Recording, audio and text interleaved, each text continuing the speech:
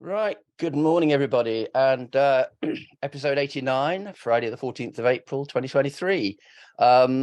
And it's actually been 3 weeks since our last get together as a group. But obviously last week had Good Friday and Easter. So we're doing this. And then next week I'm having to juggle the coronation. So some of the dates may not be our usual regular fortnight, but we'll get back to you once we know exactly what dates they'll be. So what are we doing today? Well, today we're looking at an issue which is kind of always under the surface, but possibly not always surfaced, which is how do you actually make sure the evidence that you rely on is indeed reliable? Because if you make decisions, particularly with strategic nature, based on unreliable evidence, then you may end up in a bad place. So hi, I'm Richard Chaplin, and I'm delighted to be your host for today. Before I introduce my co-host, Francesca, and our two guests, I'd just like to take you through some forum news and also about the theme itself, and thinking, well, the evidence-based approach is a combination of using critical thinking and the best available evidence. And one of the challenges is it makes you it's one of the good things, I suppose, is it makes you less reliant on anecdotes, on received wisdom, and on personal experience. But how reliable is it? So this is what we're going to be exploring today, and I'm looking forward to doing that. In terms of our forum news, there are lots of people watching the videos from past shows every month, so please don't miss out there. Mentorships, again, lots of mentors. Some people are both mentors and mentees. The Spring Sector Trends quarterly tracker is just about closed down. We had about 95% of the panel have completed it, which is a fantastic rate. I put 90% when I did this, and it's gone up overnight, which is awesome. And we've just launched a new skills development program, which is currently focused on firm-wide leaders, but we're looking, we think, quite soon to extend that to cover functional leaders like head of marketing, head of finance, head of HR, and the rest. That's probably about enough from me. So what I'll do now, if I may, is I will invite my co-host, Francesca Lagerberg, who is the Global CEO of Baker Tilly International, to introduce our two guests for today. Fantastic. Thank you, Richard. And we've got two fantastic guests today to talk about this issue. One looking at it from the angle of how you actually analyze the data, another one from how you use that data in a research capacity. So let me introduce, first of all, James. You may spot James has a very similar name to our Richard, and they are, of course, related. James is the CEO and founder of a very successful AI and data company. He's got some fantastic clients and is probably the leading worker in this area, working with those large multinationals. So he's going to have a very good take on quite how things are working in this space. And the thing that you might not know about James is that this week he was in Ukraine with a team he works with there. And so he was in Kyiv on Monday. And it's very encouraging to see that there's still some fantastic work taking place in that country. So James, with no further ado, let me hand to you to tell us about your view on this topic. Hi, thanks for the introduction, Francesca, and thank you for the opportunity to speak today. So when I was asked to speak on this topic, I thought to myself, how can I put this? And I thought, well, you know what? Sometimes the easiest way is just to tell stories. So I want to start with telling some stories. So as British people, we love talking about the weather. So let's talk about the weather. Now, if we talk about the data associated with the weather, let's just imagine a world where the only data you have on the weather is that from the last 6 months. It's not possible to get any more data than that. And you don't know anything other than the data of the last 6 months. And you have no qualitative experience of the weather other than the last 6 months. This is your entirety of knowledge. And then you're asked to forecast what the weather's going to be like for the next 6 months. You're going to get it wrong. There are only a handful, there's like 1% of locations in the world where you'll be right. There's a very nice place called Byron Bay in Australia. You'll be right there. There's a couple of others, but mostly you're going to be wrong.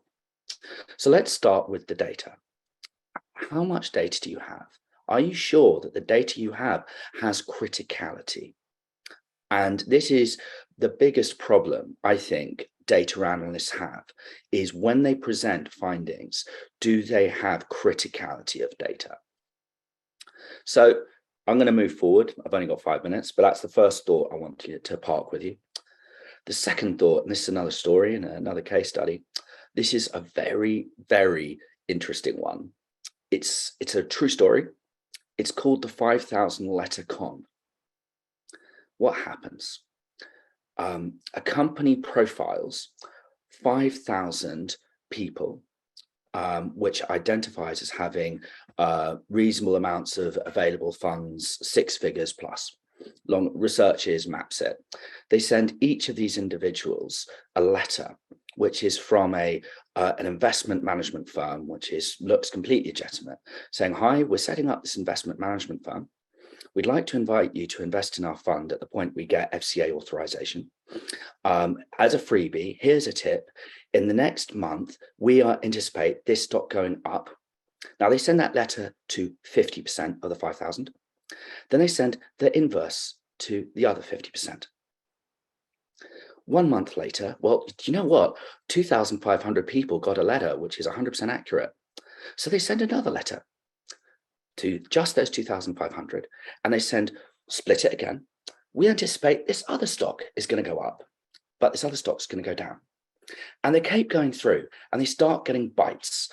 And these bites, like, you know what? You got like 4 months in a row. You've picked that stock correctly.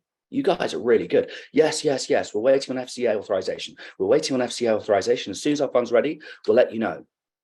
True story. After 6 months, if you go down the 50% rule, 150 people remained. Of those 150, over 100 wanted to invest in that fund, where the average investment was £50,000. This is a true story. Now, the total postage costs about £5,000. Now, why am I telling you this story? The people who had these letters and invested lost all their money. Now, they made their decisions on the basis of evidence. They had someone telling them for 6 months in a row, this is going to happen, this is going to happen, this is going to happen, this is going to happen. And then it all went wrong. So this leads into my next point which is, in terms of who's telling you what's going to happen and who's advising you on the data, have you got the right people around you? Do you have that critical thinking in your management board to disseminate the data so it isn't just reliant on a pre-packaged analysis? Because what I see, and I'm very conscious of time, so I'm going to really get to the point, is that if we think about personality profiles and we talk about a deck of cards where hearts are about community, diamonds are about money, spades are about building, and clubs are about destroying things, but can be harnessed. That's the key, can be harnessed to identify problems. Management boards at the executive level, they relegate the clubs because they're annoying. They'll have the diamonds there, we want the money. They'll have the spades there, we want to build. They'll have the hearts there, we want community. But they'll relegate the clubs because they're disturbing. But the clubs are the ones who see the things that nobody else does. And the clubs are the ones who will identify through the problems of the data what you need to think about to get your strategy right. I think that's my 5 minutes. Wonderful, James. Thank you very much for that. There's quite a lot of things to unpick there, and we'll have a chance at the end of the session to ask some questions as well, but plenty of good images and stories for us to ponder on. Let's move to the marketing side of this, and let's welcome Alastair Beddow. He's from the MD of Meridian West. Such a lot of interesting things happening in your space at the moment. And people who have seen that you've got 15 years experience in running your particular business that you're in today. And when you're not doing that, you're doing one of those virtual walks across the UK. And as we were talking about just before the show, you've got as far as the Lake District so far, which is pretty impressive. So Alistair, tell us a little bit about your take on this evidence issue and how you can really know you've got reliable evidence. Great. Thanks, Francesca. It's great to be with everyone today as well. I think this is a really fascinating topic. And, like James, I was reflecting on some thoughts around how things have changed, I suppose, over the last decade or so. And I think there's some really interesting transitions that we're seeing, particularly around the way that professional firm leaders think about data and how they use data in their business. So I think the most obvious one is transitioning from a relatively data poor organization to a data rich one. So we know that professional firms are getting much more high quality data, bigger volumes of data, but I think that brings challenges in terms of how you unpack that and drive insight from it.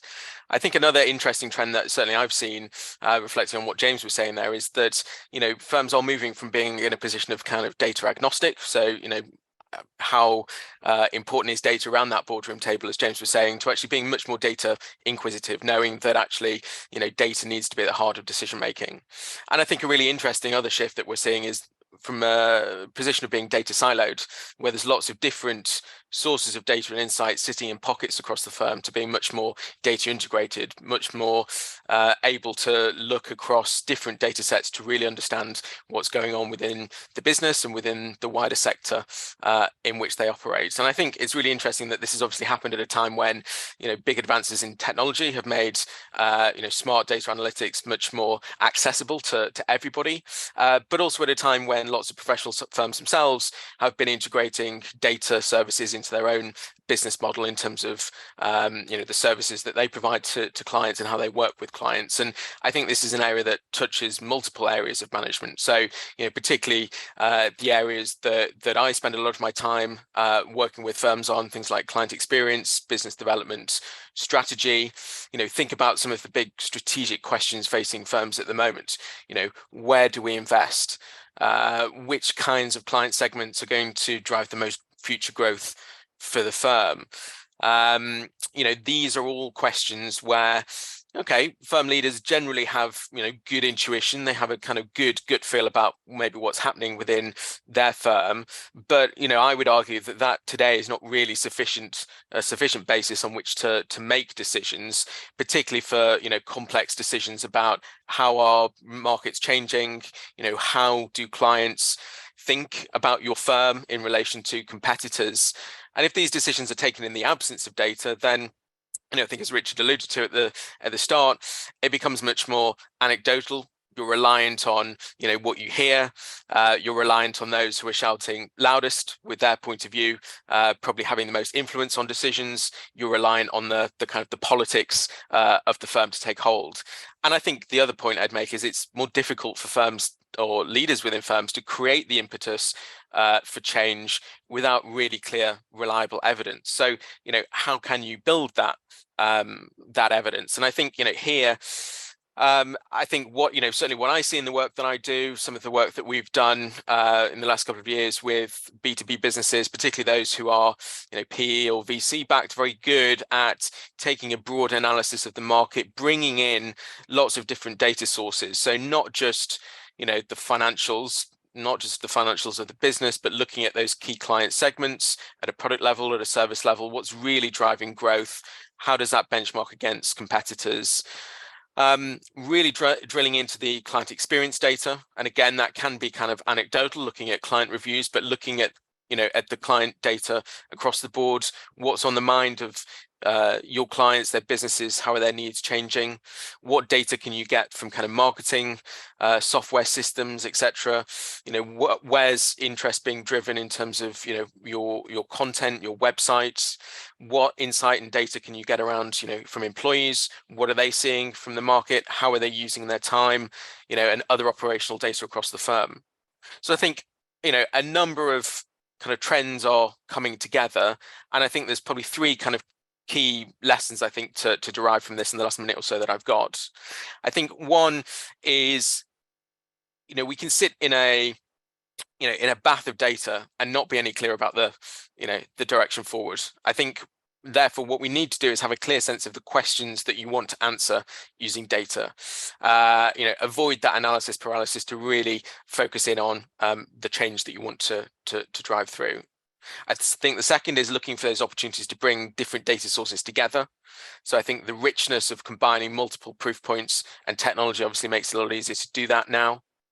And then I think third is really driving through not just data.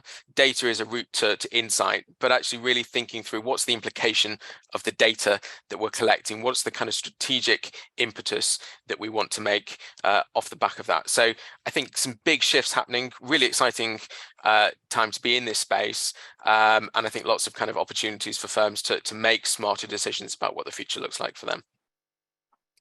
Fabulous, Alastair. Thank you very much for that. I think that's people listening to this will be thinking, yeah, we've got all of those issues, and we'd like to know how we can use that data more.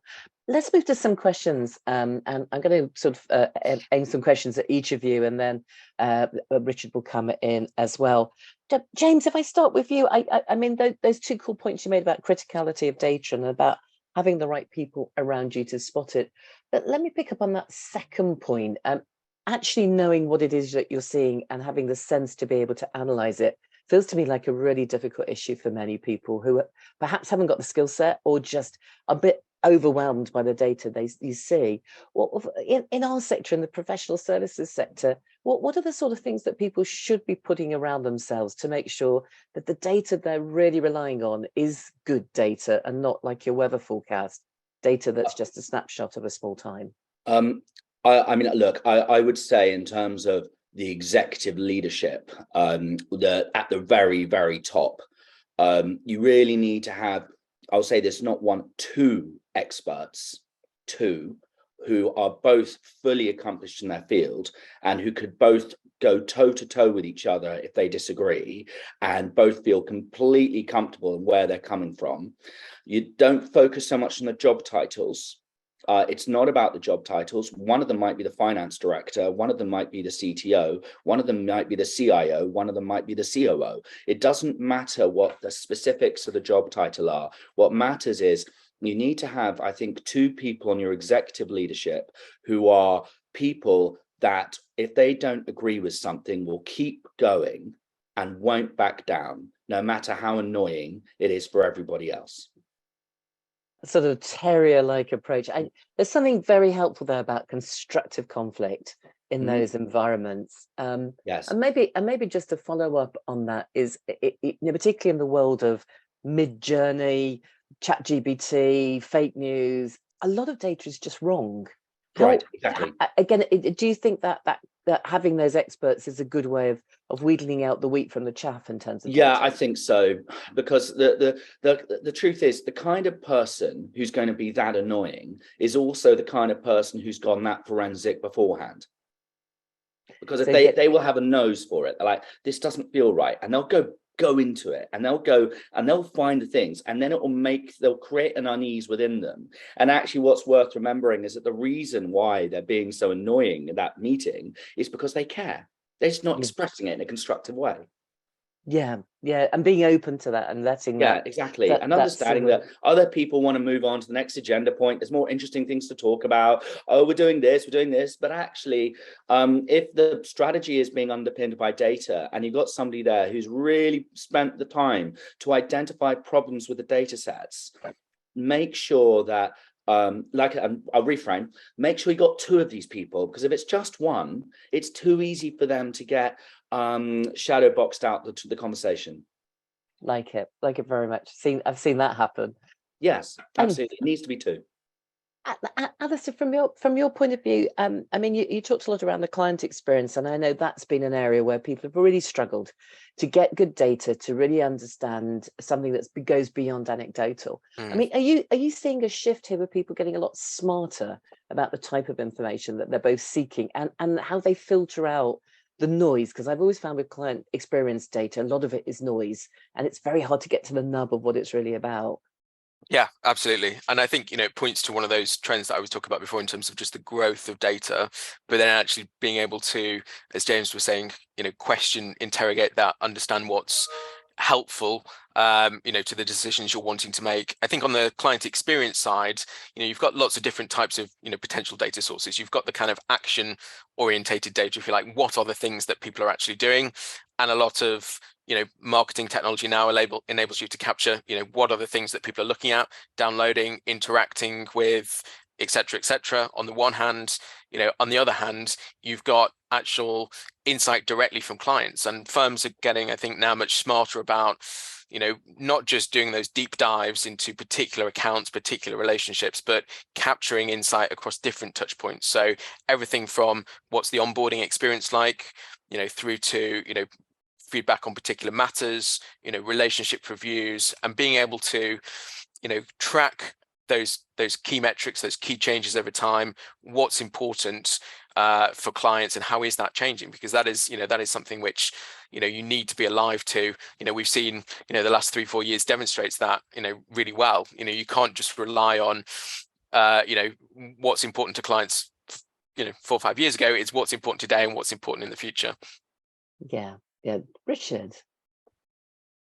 One of the things that I'm really interested in is the sort of contrast between what's sometimes called big data and small data.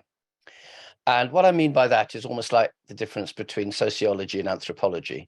In other words, and I'll give you a really good example. There's a company called Lego, which we all know quite well. And Lego kind of lost its way a few years ago, and was producing lots of new products, and nobody was really paying much attention. Brought in a new CEO, and he said, well, what I really need to do is a very simple question: why do kids play? And when he went to investigate why do kids play, he didn't do that through massive data sets. He actually went through anthropologically to about 10 or 15 kids, and he sent the researchers in, and he sat down with them, and he really came up with some very great insights, based on which Lego continues to be one of the most profitable companies in the world. So I'm curious, going to both our guests, to what extent do you think that interplay of big data and small data needs to be taken into account? Yes, and on that point, you would say that the market research industry quite cleanly subdivides between qualitative and quantitative for that very reason. You have a lot of value to be had in the information we get through exchange, the information we get through engagement. And I think actually that's why it's so important for leadership to talk to people both around them and internally and externally, to sense check the macro data they're getting through. If the economic forecast is, it's going to be a boom economy, but you're walking down the street and everyone's talking about worrying about the money, you're like, well, something's not quite right here. It's the same principle. So, I 100% agree. I think as leaders, we have to be conscious of the importance of listening, asking questions at all points, challenging what we're being told and contextualizing it against what we're experiencing. And I think for me, it comes down to really what are the questions that you're trying to interrogate. So, think about some of the work that we do. On the one hand, it might be, how does a firm's brand stack up against peers? What's demand for a particular kind of service?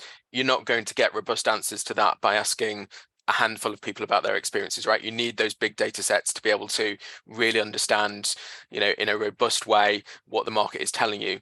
On the other hand, you've got questions like, okay, how can we kind of road test, some new technology that we're developing that might streamline some of our services to clients? And actually what you want there is, those deeper experiences, get clients together, give you feedback on that user experience in a more qualitative way.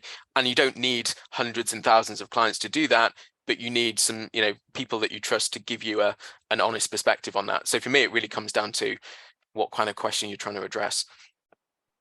And maybe I could pick up on that question, please, because my sense is that with a lot of boards or a lot of senior leadership teams, a lot of data gets pushed up to them. We've found this amazing thing. Here you go. Here's some data. It might show this thing or that thing. But the point that you raised, particularly, Alastair, was about be sure what's the question you're trying to answer. I sometimes think that piece doesn't actually happen, and you get data and then almost try and find the question you're looking to answer beforehand. How do you get people to be a little bit more feels like more like a step back process? What on earth are we trying to use data for, as opposed to here's just a mass of data, let's try and find a good question to answer? Yeah, no, it's a good point. And I think, the way that I think about it is, you almost have your kind of data sources or reporting, which are kind of, always on. So that's your kind of, your financial analytics, probably your kind of client data, maybe your client feedback data. So you're kind of measuring client experience, maybe your kind of people data in terms of, engagement, employment, retention. Those are your kind of always on data sources. And obviously if things spike up and down, you can dig into that as to kind of, what's that telling you about where the firm's at and where the future is. I think then you've got, if there are big questions about, okay, where do we invest? Where's growth going to come from? Do we need to go into Asia or not? Then that's where you can start to look at some of those always on sources will give you maybe an indication around some of that, but then that's maybe where you need to contextualize that with broader market data, maybe actually going and speaking to your clients about some of these issues, getting people's opinion within the business, looking at what your competitors are doing and contextualizing that. So I think it's, again, understanding, what the question you're trying to answer is, and whether, you've got the data in the business to do that, or whether you need to actually go out and explore further. And maybe a question just for both of you is, given the fact that a lot of people have limited budgets, limited resources to do the research that perhaps would help them the best, where do you think people should be, particularly in professional services, where do you think people should be focusing on their data collection, their data usage outside of the day-to-day metrics of financials? Are there some areas where you're going, actually, you're never going to be able to run your business properly unless you've got to focus on these things? What would be your views on that? I know James and Alastair, I'm sure you've both got views on that. Look, I mean, my sense is, and I'm not an expert in professional services, but in professional services, the most important rule is look after your clients. So get your market research working properly, because if you don't look after your client, if you're not talking to your clients honestly and openly, and if you're not using third parties at the same time to anonymously talk to them, you might, and unfortunately, this is truth, this is life. People smile to our faces and then do things. And I think actually it's very, very important in professional services to understand psychology and understand people and understand that clients may not want to say the hard truths to our face. So get market research running through third parties who can actually go and ask those tough questions and get anonymous feedback and present it to you in a synthesized way and say, we can't tell you which client said this, but you might have a problem here. Yeah, and unsurprisingly, I would absolutely agree with that. But I think the other benefit in doing that kind of data collection, that kind of analysis, is that doesn't just have to be kind of backward looking around past performance. How did we do? How are we servicing you? Clients are an incredible untapped source of insight around what's happening within their particular industries, what's happening within their business, how is future demand changing. What's on their mind in terms of technology, ESG, all of these big themes that, firms are grappling with, that present opportunities for growth. So, if you're not tapping into that insight regularly and systematically, then you're really missing a trick, I think. Just perhaps come in with one last question, if I may, which is about, you mentioned data integration and nowadays everything coming together. Well, there's a great parable, which is that if you have a wonderful punch bowl and you put some moonshine in it, the whole of the punch bowl is undrinkable. So is there a problem that if we actually mash everything into one place, we end up with losing focus? Alastair, I'd be interested in your thoughts. Yeah, and it's an interesting one, because I think the technology is definitely enabling that seamless integration much more seamlessly than it ever has been. There is an absolute risk that, as you say, you just put everything in the punch bowl and nothing becomes any clearer. So I would go back to what I said before in terms of what are those key metrics or insights that are trackable, that are going to give you key information about the health of the business. And then, where do you feed those into, and how do you contextualize that? Because otherwise, it's not, you're not going to be any clearer just with, more data. Yeah, and I'll answer that one as well with a case study, if I may. So we obviously provide data, and what we're finding is that with our big PLC clients, Page, Hayes, et al., they're actually saying to us, no, we don't want you to feed into our BI systems. We want to work with your data through your application layer, where you guys guide us on what reporting we get out of it, because on our side, we feel you're going to know how to interrogate the data and the trends associated with what you're seeing better than we are. And as soon as we put the data through our BI systems, we lose control and we lose the ability to interrogate your data properly. Wow. Well, 1 minute, we are at 9:30, so I'm afraid we are at that point where I'm going to have to say thank you very much. I loved your weather analogy, James. I thought, yes, if we might. On the other hand, I have been to Byron Bay. It's a very nice place, so maybe that's a good reason to go back. And the Leticon, where if you get the stats right, a small percentage will get the right answer every time, but guess what? They will still lose out big time. And thank you, Alastair, for your 3 points around making sure that you are clear what the questions are. We came back to that many times. and bringing data services together, but most importantly, thinking about what are the implications of the data. So thank you, Francesca, for your fantastic questions, as always. And thank you for being a great audience to everybody. I know it's just on time. We'll be back, in fact, in 2 weeks' time. In 3 weeks' time, it's a coronation, as some of you will know. And hopefully we'll have another great set of guests. I think Francesca may or may not with us. I'm not quite sure. I'll find out. But bye for now. And thanks again, both our guests, for their fantastic contribution today on an interesting topic that might seem a bit esoteric, but quite frankly, if you get it wrong, it can be pretty existential. Bye for now.